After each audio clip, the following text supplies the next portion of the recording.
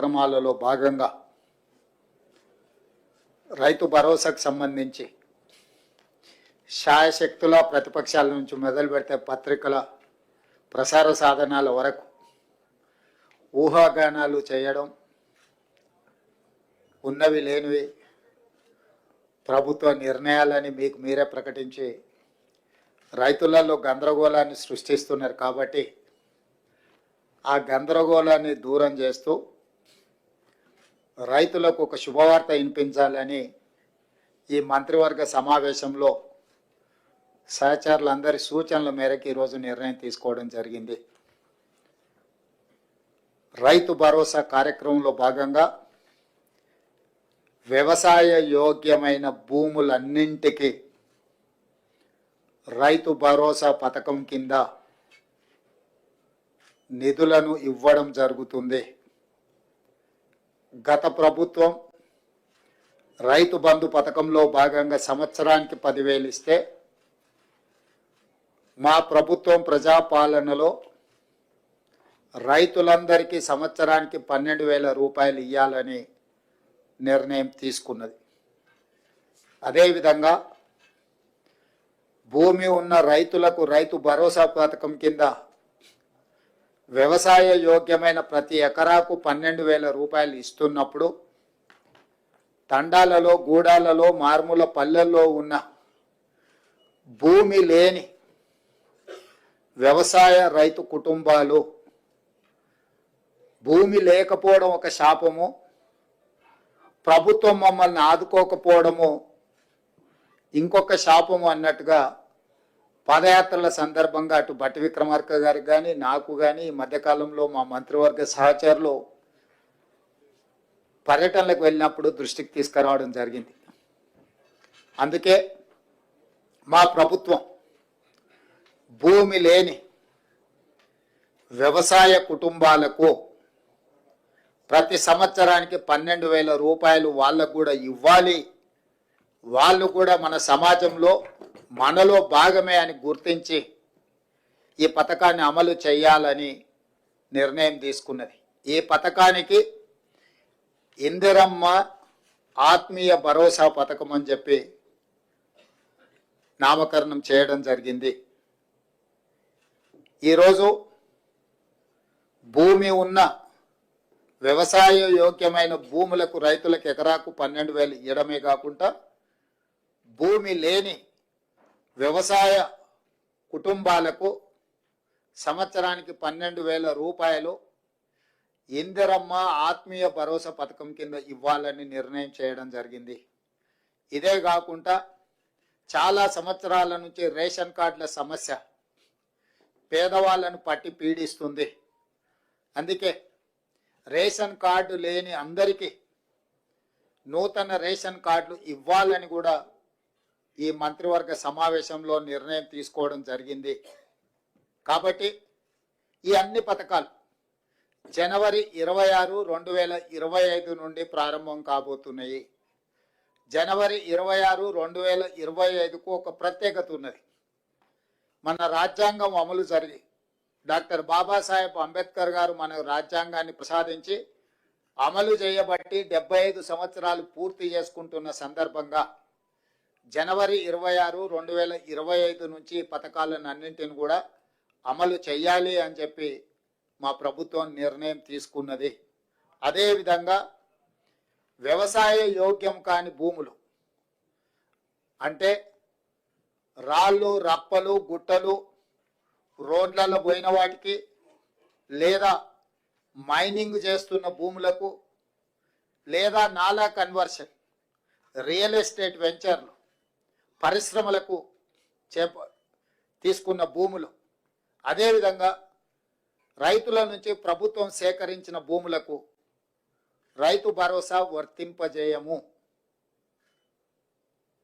ఎలాంటి గందరగోళం ఉండాల్సిన పని లేదు.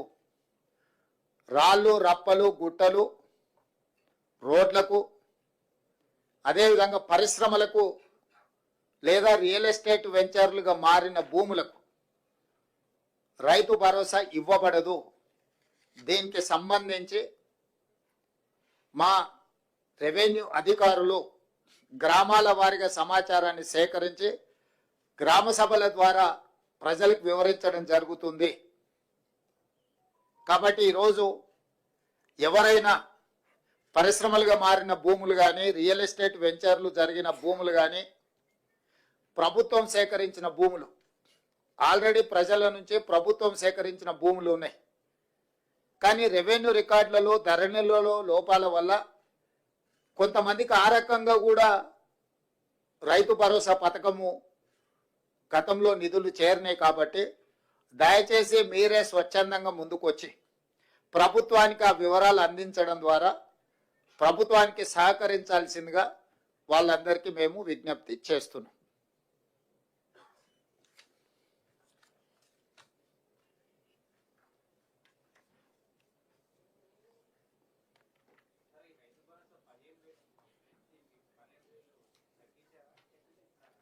పెంచినాం, 10,000 నుంచి 12,000కు పెంచినాం. ఇప్పుడు వెసులుబాటును, ఆర్థిక పరిస్థితులు, మనకున్న వెసులుబాటును బట్టి 10,000 నుంచి 12,000 రూపాయలకు పెంచుకోవడం జరిగింది. అదేవిధంగా భూమి లేని వ్యవసాయ కుటుంబాలకు కూడా 12,000 రూపాయలు ఇవ్వాలని నిర్ణయించుకోవడం జరిగింది. ప్రభుత్వానికి ఉన్న ఆదాయ వనరులను ప్రభుత్వం ఆదాయం పెంచడం, పేదలకు పంచడం మా ప్రభుత్వం యొక్క విధానం. ఎంత వెసులుబాటు ఉంటే అంత వెసులుబాటుతోటి రైతులకు మేలు చెయ్యాలన్నదే మా ఆలోచన. దాంట్లో భాగంగానే గత ప్రభుత్వం 10,000 రూపాయలు మాత్రమే ఇస్తే మా ప్రభుత్వం 12,000 రూపాయలను ఇవ్వడం జరిగింది.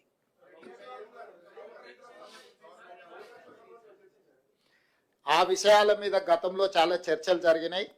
ఇప్పుడు ఎందుకు అని అంటే జనవరి 26 నుంచి అమలు చేయాలి. కాబట్టి ఇప్పుడు ఉన్న సమాచారం మేరకు, అధికారుల దగ్గర, ప్రభుత్వం దగ్గర ఉన్న సమాచారం మేరకు రైతు భరోసా పథకము, రైతు ఇందిరమ్మ ఆత్మీయ భరోసా పథకాన్ని అమలు చేయాలని ఈ మంత్రివర్గం నిర్ణయం తీసుకున్నది.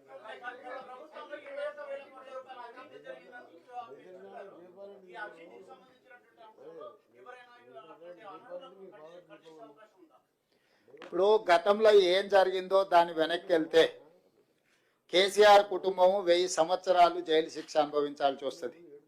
కాబట్టి వాటికంటే భవిష్యత్తులో తప్పిదాలు జరగకుండా నిజమైన రైతులకు మేలు చేయాలన్నదే మా ప్రభుత్వం యొక్క విధానము.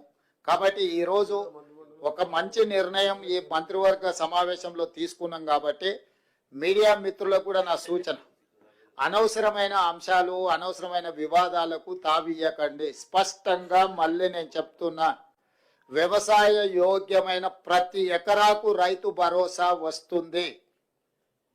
ప్రతి ఎకరాకు సంవత్సరానికి 12,000 రూపాయలు ఇవ్వడం జరుగుతుంది.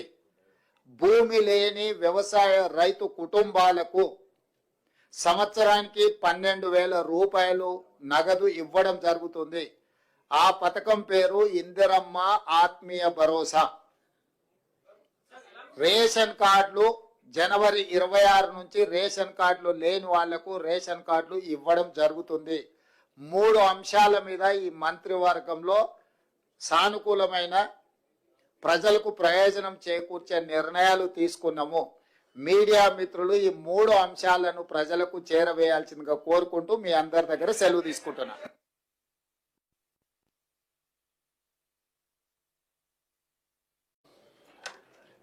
ఈ నూతన సంవత్సరంలో మంచి జరగాలని, ఈ ప్రభుత్వం వాళ్ళను అన్ని రకాలుగా ఆదుకోవాలని, వ్యవసాయం దండగ కాదు వ్యవసాయం పండుగ చెయ్యాలని మా ప్రభుత్వం పట్టుదలతో చేపట్టిన కార్యక్రమాలలో భాగంగా రైతు భరోసాకు సంబంధించి